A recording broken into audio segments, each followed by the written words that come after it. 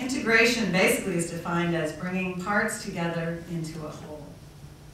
And so whether it's site-scale design at Clerico is getting really well known as involved in a Solaire in Manhattan, where they look at all water sort of in a building neighborhood scale, treating it as a sub-watershed and looking at all the water flows in and out.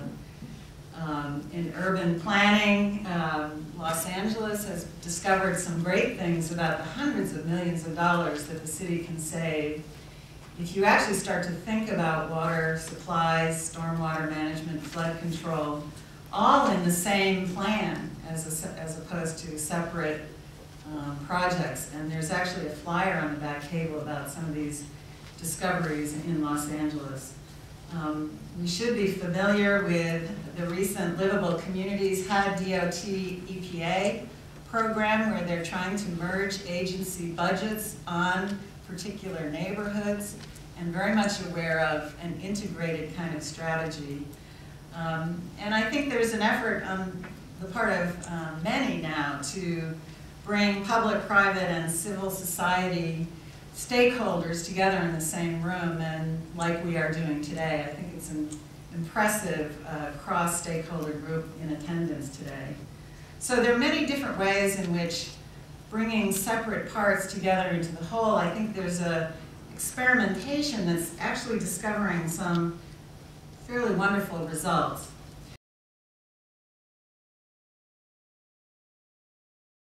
The final one, which again, Valerie had the same take-home message that I did, the one that resonated the most with me was this bottom one, adapt and evolve. The idea that change is good, change is necessary, and the biggest risk that we have is not changing and being static.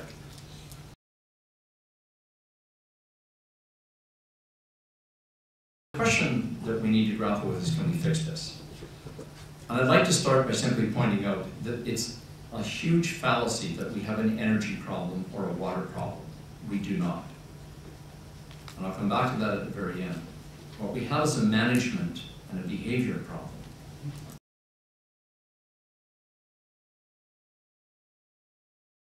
I know we're here to talk about water, but in terms of integration, we can't talk about water in the context of just water. It's all connected. And to be successful in this moonshot, as Patrick just raised, it's going to require innovation in our systems, our technology, and our delivery mechanisms. In this specialized world in which we live, we can't do it all on our own. We need the mechanisms to help us do it. We're not going to revert back to the time when survival was an individual thing. How do we potentially repurpose the urban infrastructure that exists here so we can benefit from it in a way that we can extract and expand its capability over the years, reduce the pollutants, reduce the demand on the resources at the same time as allowing sustainable urban development? And so we're seeing what we can do to optimize the energy components of those systems. And these dark green buildings are all buildings in Battery Park. There's 8 of them now in New York that are water reuse systems. Our latest project is working on a LEED Platinum building in New York for One Bank of America. It's One Bryant Park. Interesting that they did another different approach. Here this building's 52 stories and it captures rainwater and it captures gray water from every 10th floor. There's a tank at every 10th floor, just the cleanest gray water. They wanted to capture just what needed the least amount of treatment, and they wanted to capture the energy of that water falling through the building and use it rather than pump it back up again. So every tank becomes a pressure zone for every 10 floors below it.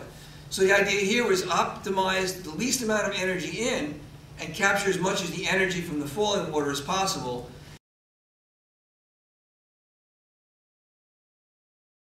Things to offer, what we've heard today. An effort and a groundswell to aim in the right direction, to do a better job, to shoot for the moon. But trying to be less bad at what we currently do isn't going to cut it, and we've got a long way to go to bring particularly the federal practice up to where it needs to be. Heard over and over today about water recycling and reuse. It's not just a Western issue anymore. It's urban, it's rural, it's East Coast, Eastern Massachusetts is up against as much of a wall on water supply as a lot of places in the Southwest. But our standards aren't uniform, our standards aren't encouraging. It's an issue for the federal level. And That's going to be, I think, a major challenge for the integration side is the whole universe of water reuse and getting people over the hump in so many different ways. I don't think we can count on a whole lot of federal money coming our way on this, but the arrows are increasingly pointing down to the local level. We've heard from you, from Mr. Jolly, from Washington. We heard from the assistant administrator. These arrows are pointing down at the local level. They're pointing all the way down to Ed's fire chief and fire department guys on building reuse systems. We're really asking local governments who do the lion's share of the water management to integrate across their departments. They're going to be looked to, as Paul pointed out, to provide the money. They're going to be the integration point, as you also pointed out, for community engagement and equity issues. And I think we heard several times today, though, something we can take away and maybe take back to Congress. There could be a very compelling role for more money to go directly to local government rather than stopping at the state and asking the states to be that intervening layer. The more we could get down to the municipal level, the more perhaps the federal to municipal connection could do more for innovation and connection. We heard a lot today about, and I'm really glad that our participant from IBM spoke up about information and the essential role of information of several different kinds.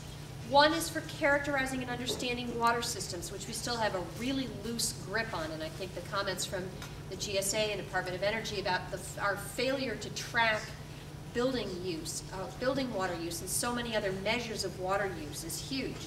We don't have enough information, though there are some good inroads being made, to characterize ecosystem services and valuation. We've got all kinds of fun new tools with GIS and remote sensing and vegetation mapping, but have we brought those together in the service of integrated water yet? Probably not as much as we need to.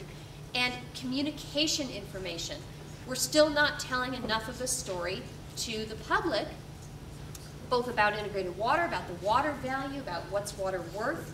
That's a different kind of information need. And then we heard about curriculum information with my son about to start engineering school in the fall.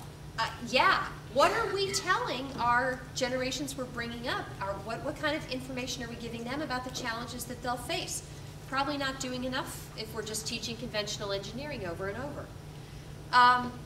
We heard a lot about sheds of different kinds, everything from Ed's stuff shed and water sheds to Ed's cycles, about the role of water in all of these different cycles, from food to nitrogen, nutrients, to cooling cycles.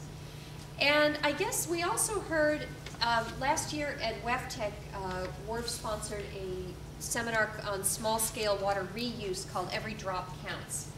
And I think today we heard not only does every drop count, but every investment dollar counts and every opportunity counts. Every dollar that we spend on water, is it going to go to a pipe or to some kind of systems thinking, some kind of integrated thinking that revitalizes a neighborhood or an ecosystem? Every federal building, every hand washing faucet in the Senate office building is an opportunity either for education, innovation, or as you've just talked about, Josh, about building up that understanding from the micro level up. Every department and agency from the fire departments up to EPA has a role.